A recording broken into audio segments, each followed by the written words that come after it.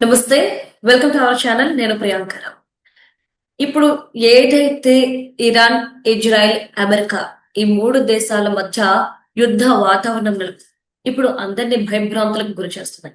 ఒక పక్క వస్తున్న వార్తలు నిజమో, అబద్ధమో తెలీదు.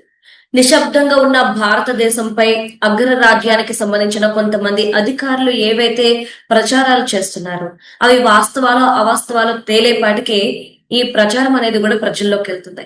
మరి అణు బాంబుల్ని, అణుక్షేపణల్ని ఇలాంటి వాటిని అమెరికా ఇప్పుడు యూజ్ చేస్తుంది. ఎందుకు ఉపయోగిస్తుంది?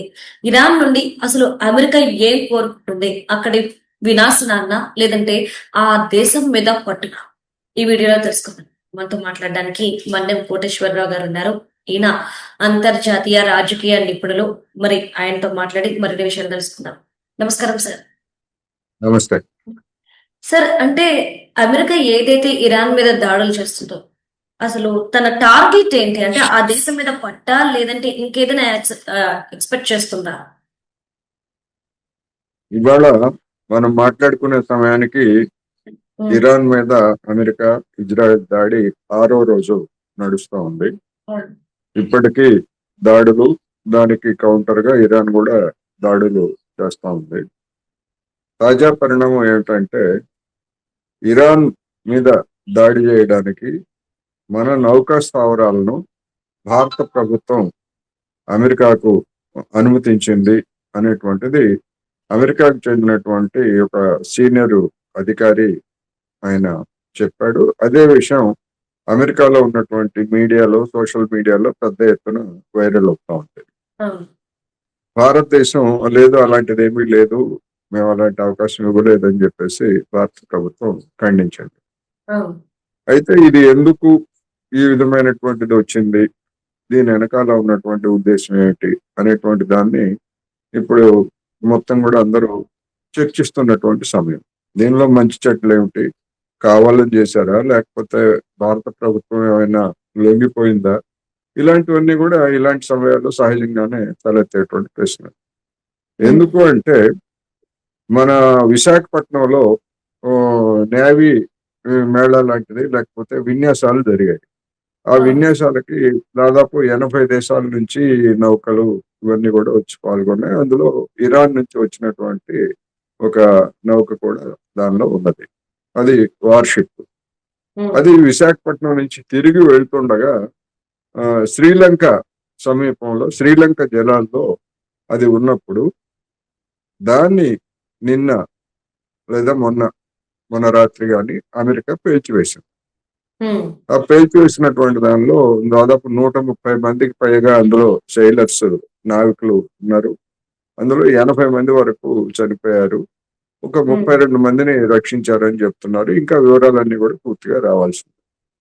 అంటే మన దేశానికి అంత దగ్గరలో శ్రీలంక సమీపంలో ఉన్నటువంటి దాన్ని పేల్చివేశారంటే భారత్ సహకారం లేకుండా, లేదా భారత్ నౌకాదళాల స్థావరాల సహకారం లేకుండా జరగదు అనేటువంటిది దీని వెనకాల ఉన్నటువంటి ఉద్దేశం. అయితే అది నిజమే కాదా అంటే మన ప్రభుత్వం కాదని చెప్పింది. కాదని చెప్పినప్పుడు అమెరికా వాళ్ళు ఎందుకు అలా ప్రచారం చేస్తున్నారు అంటే, ఈ వివాదంలోకి మన దేశాన్ని కూడా లాగటానికి ఇలాంటి ప్రచారం చేయడం కూడా ఒక ఎత్తుగడ అయి ఉండొచ్చు. ఎందుకంటే ఇరాన్ కి మన మధ్య తగాదా పెంచడానికి ఈ విధంగా మన మీద నిందలు వేసి ఇరాన్ వాళ్ళు స్పందిస్తే దాన్ని సొమ్ము చేసుకొని, చూడండి ఇరాన్ మీ మీద కూడా నిందలు వేస్తుందని చెప్పేసి చెప్పేటువంటి ఎత్తుగడ కూడా దీనిలో ఉంది. అందుకని అది మన ప్రభుత్వం అలాంటిది ఏమీ లేదని చెప్పింది కనుక ఇది అమెరికా చేసినటువంటి దుర్మార్గమే. ఈ టైంలో అణుక్షేపణలు ఎందుకు అమెరికా ప్రయోగిస్తుంది? ఎందుకంటే ఇరాన్ అనేది ఒక చిన్న దేశం. దాని మీద అణుక్షేపణలు ప్రయోగించాల్సిన అవసరం ఏమొచ్చింది? అణుక్షిపణులు కాదు, ప్రమాదకరమైనటువంటి క్షిపణులు. ఇంతవరకు అణుక్షిపణుల్ని ప్రయోగించలేదు, ప్రమాదకరమైనటువంటి క్షిపణులు. ఆ క్షిపణులను ప్రయోగించి ఇరాన్ లో ఉన్నటువంటి అణు కేంద్రాలంటే అణు విద్యుత్ కేంద్రాలని ధ్వంసం చేస్తా ఉంది. దానికి ప్రతిగా ఇరాన్ కూడా ఏం చెప్తా ఉంది, మేము కూడా ఇజ్రాయిల్ లో ఉన్నటువంటి అణు విద్యుత్ కేంద్రాలని, అదేవిధంగా అమెరికాకి మద్దతు ఇచ్చేటువంటి దేశాల్లో ఉన్నటువంటి కేంద్రాల మీద మేము కూడా దాడి చేస్తామని చెప్పేసి ప్రకటించింది. అణు విద్యుత్ యుద్ధం చేసుకోవచ్చు, కానీ అణు విద్యుత్ కేంద్రాల మీద దాడి చేస్తే వాటిలో ఏదైనా ప్రమాదం జరిగేట్లయితే అణుధూళి వ్యాపించి ఆయా చుట్టుపక్కల ప్రాంతాలకే కాక పరిసర దేశాల్లో ఉన్నటువంటి వాళ్ళకి కూడా ప్రమాదం కలిగే అవకాశం ఉంది. అందుకని అణు కేంద్రాల మీద దాడి చేయడం సమర్థనీయం కాదు, సరైనది కాదు అని చెప్పేసి అందరికీ తెలుసు. ఇదే అమెరికా ఉక్రెయిన్ లో ఉన్నటువంటి అణు విద్యుత్ కేంద్రం మీద రష్యా దాడి చేసింది, ఇది తప్పు అని ఖండించింది. మిగతా వాటి మీద దాడి చేయండి, మిగతా విమానాలు కూల్చేయండి, లేకపోతే ట్యాంకులను ధ్వంసం చేయండి, ఏమైనా చేయండి, కానీ అణు విద్యుత్ కేంద్రాల జోలికి వెళ్ళేట్లయితే అణు కాలుష్యం వస్తుంది. మరి రష్యాకి శుద్ధులు చెప్పినటువంటి అమెరికా ఇప్పుడు ఇరాన్ అణు కేంద్రాలను ధ్వంసం చేస్తే దాని పక్కనే ఉన్నటువంటి దేశాలు ఇరాక్ కావచ్చు, ఇతర దేశాలన్నిటికి కూడా అణు కాలుష్యం వస్తే ఎవరు బాధ్యత వహిస్తారు? అత్యంత బాధ్యతారహితంగా ఇప్పుడు అమెరికా వ్యవహరిస్తా ఉంది. అదేవిధంగా శ్రీలంక దగ్గర ఉన్నటువంటి ఇరాన్ నౌకను కూడా రెండో ప్రపంచ యుద్ధం తర్వాత అనేక యుద్ధాలు జరిగాయి, కానీ ఏ దేశము కూడా ఎప్పుడూ కూడా టార్పెడో అనేటువంటి ఆయుధంతో ఆ విధంగా ఒక నౌకను పేల్చినటువంటి ఉదంతం ఇంతవరకు జరగలేదు. రెండోది, ఎలాంటి హెచ్చరికలు లేవు. యుద్ధం జరిగిన మేము యుద్ధం చేస్తున్నాం, మేము ఎక్కడున్నా దాడి చేస్తామని చెప్పేసి అంటే వాళ్ళు తీసుకునేటువంటి జాగ్రత్తలు వాళ్ళు తీసుకుంటారు, ఇంకోటి చేస్తారు. అటువంటి హెచ్చరికలు లేకుండా అంతర్జాతీయ న్యాయ సూత్రాలు లేదా యుద్ధ సూత్రాలకు విరుద్ధంగా ఇప్పుడు అమెరికా ప్రవర్తిస్తోందనేది ఇవాళ ఉన్నటువంటి తాజా సమాచారం. అంటే సార్, అమెరికా దగ్గర ఏవైతే ఆయుధాలు ఉన్నాయో, అంటే పాతవి, అవి ఎక్స్పైరీ అయిపోతున్నవన్నీ కూడా ఇరాన్ మీద వాడేస్తుంది అన్న ఒక ప్రచారం బయటకు వచ్చింది. ఇందులో భాగంగానే స్ట్రాటో ఫోర్ట్రెస్ అనే ఒక ఆయుధం కూడా ఉంది. ఇది గ్రద్దలా తన లక్ష్యాన్ని దూసుకుపోతుంది, ఒకవేళ దీన్ని ప్రయోగిస్తే ఇరాన్ ఇక అంతమైనట్టే అని చెప్పేసి ఒక వార్త వచ్చింది. నిజంగా ఇప్పుడు ఈ స్ట్రాటో ఫోర్ట్రెస్ అనే ఆయుధాన్ని ప్రయోగించడానికి అమెరికా సిద్ధంగా ఉందా? అమెరికా దగ్గర అత్యంత ఆధునికమైనటువంటి ఆయుధాలు ఉన్నమాట నిజం. అయితే అమెరికా దగ్గర ఉన్నటువంటి ఆయుధాలన్నీ కూడా ఇప్పుడు ఇరాన్ మీద చేస్తున్నటువంటి దాడుల్లో అనేకం అయిపోయినాయి. ఎక్కువ రోజులు ఈ ఆయుధాలు రావు, వాటిని వెంటనే ఉత్పత్తి చేయాలి అనేటువంటిది పెంటగన్ అంటే అమెరికా రక్షణ శాఖ నివేదికలోనే వెల్లడైంది. వాళ్ళు ఆ విధంగా పేర్కొన్నారు. అంటే ఆ విధంగా పేర్కొనడానికి రెండు కారణాలు ఉన్నాయి. ఒకటి, నిజంగా అమెరికా దగ్గర ఉన్నటువంటి ఆయుధాలన్నీ అయిపోయాయా, లేకపోతే ఆ పేరుతోటి ఆయుధ కంపెనీలకి డబ్బులు చెల్లించడానికి అమెరికా అటువంటి నివేదిక తయారు చేసిందా? ఆ సాకుతోటి ఆయుధ కంపెనీలకు లాభం కదా ఆయుధాలు ఉత్పత్తి చేస్తే. అందుకని రెండు పర్పస్లు, ఒకటేమో అయిపోతే అనేటువంటి ఒక హెచ్చరిక, ఆ పేరుతోటి ఆయుధ కంపెనీలకి పనిచేపటం, లాభాలు తీసుకురావటం. అందుకని ఏదైనా జరగవచ్చు ఇట్లాంటి సందర్భాల్లో. ఇక మీరు చెప్పినటువంటి ఆయుధం కావచ్చు లేదా ఇతరతర ఆయుధాలు కావచ్చు, అమెరికా రాబోయే రోజుల్లో ప్రయోగించద్దు అని ఎక్కడ గ్యారెంటీ లేదు. మేము రాబోయేటువంటి రోజుల్లో అత్యంత భీకరమైనటువంటి దాడులు చేస్తామని చెప్పేసి డొనాల్డ్ ట్రంప్ ప్రకటించాడు. అవి చాలా తీవ్రంగా ఉంటాయని కూడా చెప్పాడు. అందువల్ల ఇలాంటివి వాళ్ళు ప్రయోగిస్తారా, ఇంకా ఇంతకంటే దారుణమైన ఏమైనా ఉన్నాయా అనేటువంటిది మనం చూడాల్సిందే తప్ప ఊహించి అవునని కానీ కాదని కానీ చెప్పలేదు. అంటే సార్, ఏదైతే ఇజ్రాయెల్ అమెరికా అనుకున్నాయో ఇరాన్ నుండి సాధించాలని, అది ఆ ప్లాన్ బెడిసి కొట్టింది అని కొంతమంది అంటున్నారు. ఎందుకు అంటే మొదట్లో ఖమేనీని హతమార్చినప్పుడు వచ్చిన పాజిటివిటీ ఇప్పుడు అది లేదు, దూరం అయిపోయింది అని. మరి నిజంగా వీళ్ళ ప్లాన్ బెడిసి కొట్టింది అనుకోవచ్చా?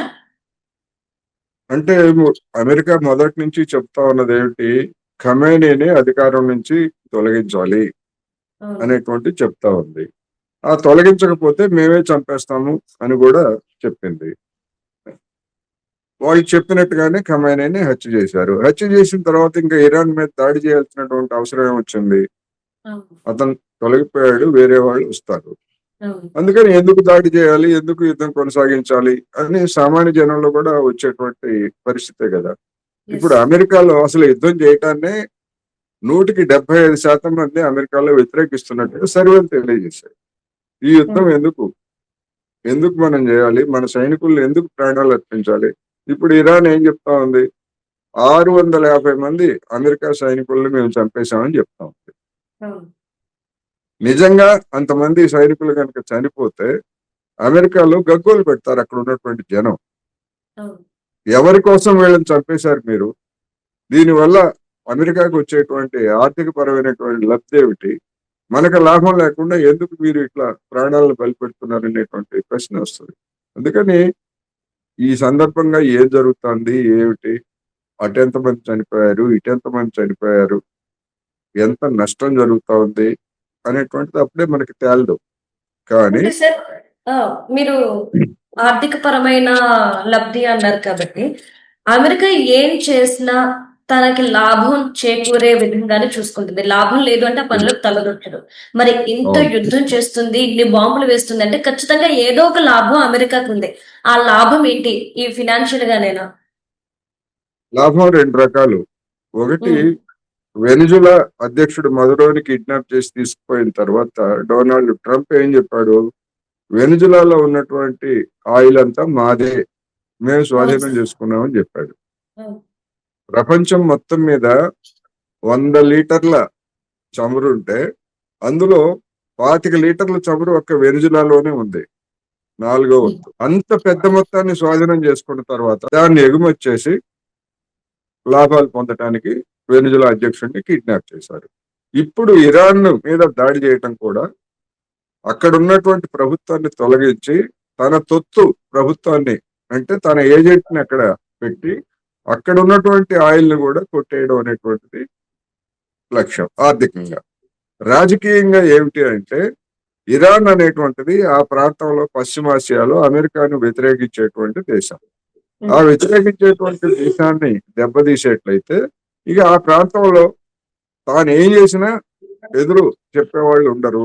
ఆయా దేశాల్లో ఉన్నటువంటి సంపద, చమురు కావచ్చు, లేదా విలువైనటువంటి ఖనిజాలు కావచ్చు, వీటన్నిటిని కూడా కొల్లగొట్టడానికి ఎదురు లేకుండా ఉంటుంది అనేటువంటిది ఒకటి. రెండవది, ఇరాన్ నుంచి చైనాకి గణనీయంగా చమురు సరఫరా అవుతాం.